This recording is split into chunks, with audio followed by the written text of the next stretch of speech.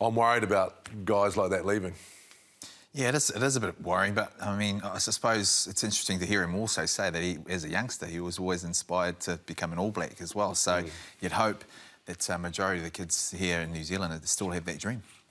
OK, well, Mills, time to put you in the hot seat. He's taking off his Blues and his Chiefs hat, I'm sure, or I hope anyway, and he's actually putting his selector's hat on. Well, Let's have a look at his team. Have a look at his team. He's not taking one hat off, I can tell you that for a fact. After 15 rounds, give it to us. Well, let's just make this clear. This isn't my All Black team, OK? This is just a team that I think throughout this round robin is the form team in New Zealand. So that's how I've based my team on. So there you go, ta-da! Here you go, JK. Are you sure? Are you saying it's magic? Because I tell you what. Okay. Apart from, I mean, the hardest decision for me would have to be probably 6 in hooker. Eklund gets the nod for me because I think, you know, in terms of what he's sort of done, the way he sort of played, it was between him and Tokiaho. I know there'll be Crusader fans out there as well. Yeah. That'll be thinking, why is there only one Crusader there? But I actually think when you look at the whole season, Scotty Robinson has rotated the squad quite a bit.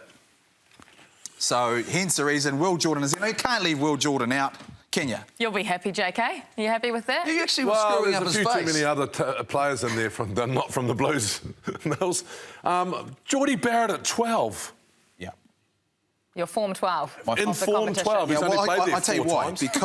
Because out of the top 20 things, he is in the top 20 for 4 different sort of things. He's a top in terms of offloads. He's second in terms of carries. In terms of his kicking metres, he's third. Post-contact metres, he's 7th. So you can't leave him out. 12 Mills. You can't leave it. No, you can. You can't leave him out because the fact is he was doing that sort of post. You know, moving into 12 from 15. And I think I like the fact that he's in a struggling team. You know, that's when guys really step up. Guys that, you know, All Blacks, incumbents step up. Will Jordan's just in a class of his own at the moment. He's just carving up. So I couldn't leave him out the back. He goes to the back. Barrett goes to 12 because when I look across the board in terms of all our 12s, I don't think there's actually a standout, out-and-out 12 that will go, hey, bang, I deserve to be picked in Mills Muliaina's form 10. How does this translate to the next level? Because you're always asking, right, Super Rugby form, do they pay attention to this? Well, you've got guys in there that aren't All Blacks. Yeah, there are a number of players. Maktalia is an interesting one for me. And I can't disagree with you, the fact that when the Blues have only lost 1 game all season, they've been presenting players with opportunities to shine, and a number of those guys have stood up and taken those opportunities.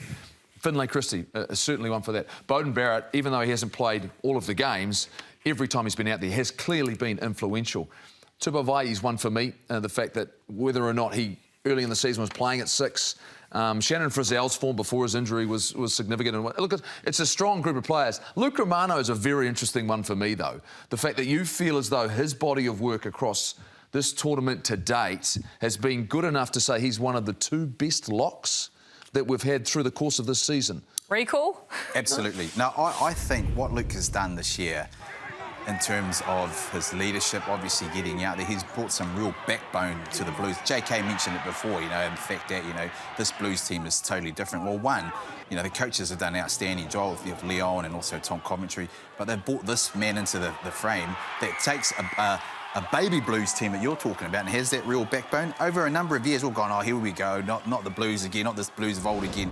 They haven't got there. That's built around this guy who's used to be in the Crusaders. He's brought that element to it, but he's also produced the goods. And I remember talking to you that first game when he first played for the Blues. He came back and I was like, man, he's massive. He looks absolutely huge. But he went 80-odd minutes that game, and I was like, man, he has got a big engine. So from then on, all he's done is just gone from that higher, and what he's done is he's taken the whole team with him. So that backbone, I reckon, a lot of that has contributed to the way sort of you know, Romano has come into this and shared that.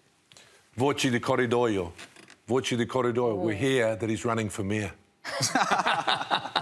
Where? In Auckland? Not going back to... In Auckland. I'll vote for him. Yeah, no, I wouldn't have made him I wouldn't have put him in my form team, Mills, but I think everything you said is true.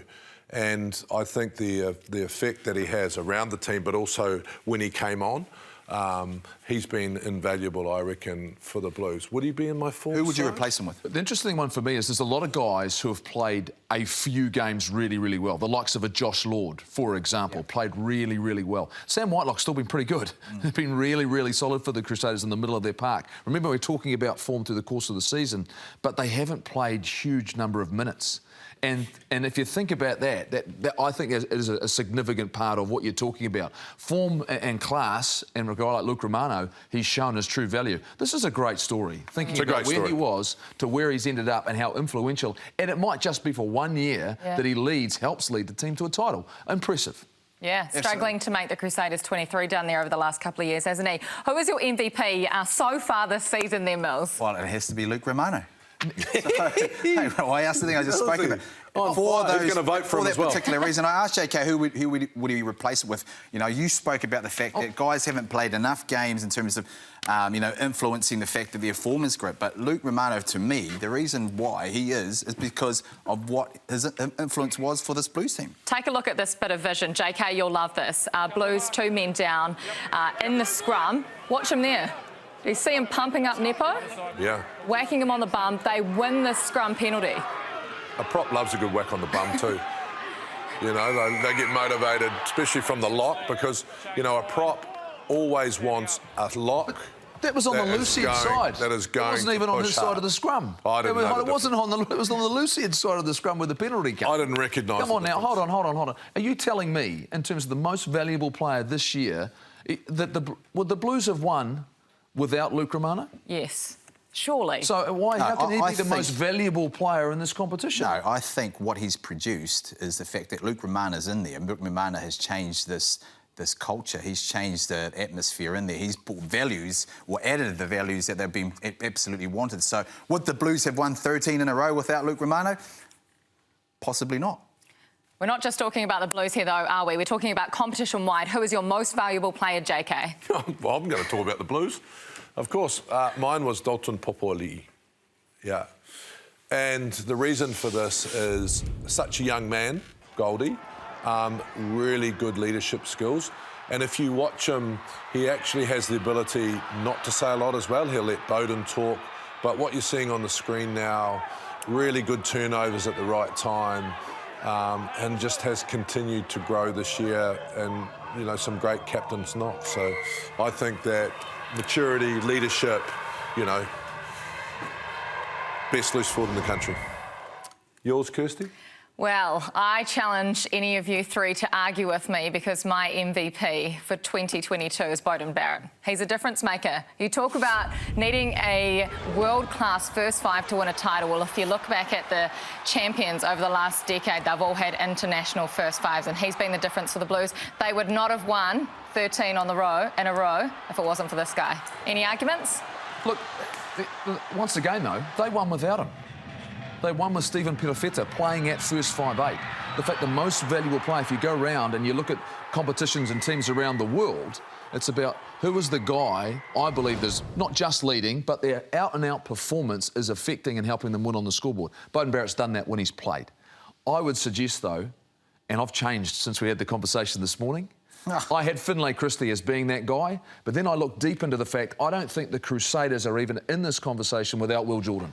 I think his perform this year has been so influential. The tries and creativity has shown. Had he not been playing like this, the Crusaders would not be sitting second on the table. I think his form this year has been as good as I've seen in a long time in the 15 jersey at Super Rugby level. And so for me, I think he is the most valuable player right now, because they've done a lot of it without Richie Wong. Remembering that, they needed someone to step up. They've finished second on the table. The players you're talking about, great. But bottom line, I don't think they win as many games without him being on the field. Oh, I'm OK with that. But why aren't we... Yes, I thought I'd talk into it. Why aren't we talking about Richie Mo'unga anymore? Or the Crusaders. Why aren't we talking about them? Well, I mean, when I looked at that form 15, you were right. He's actually rotated his squad. He hasn't had a team whether it's because of form or anything else, like his loose forwards trio, he's actually... You know, Pablo Matero's been in there, you've got Cullen Grace, Quinton Strange, then you move right through to his halfbacks that he's done over the years, in your first fives, Mo'unga hasn't been involved, right out to your centres in there. I mean, they're valuable players. He hasn't had a settled team. apart from Will Jordan. It's great news on Friday night in the build-up as well that he's re-signed with New Zealand Rugby until next year after the World Cup. The end of That's not good news. That's not good news. I don't get that. Why would you sign him for 1 year? He obviously doesn't want to stay. I didn't think that was good news at all. I thought, wouldn't you sign Richie Wong? Well, it's nice to have it. Yeah, it was great nice news. We're going to a Rugby World Cup next year. It's nice to have a few first For fives. 1 year. Yeah, Surely he's the future. That's a decision that obviously that he's in a position where he was able to negotiate that, to get himself to the fact that he's got the... He may make a decision post the Rugby World Cup. I think it's important we get. I think this is a great conversation, though, when you start talking about Richie Wong, about... You think about the influence he's had in Super Rugby, the number of teams and titles he's been involved with.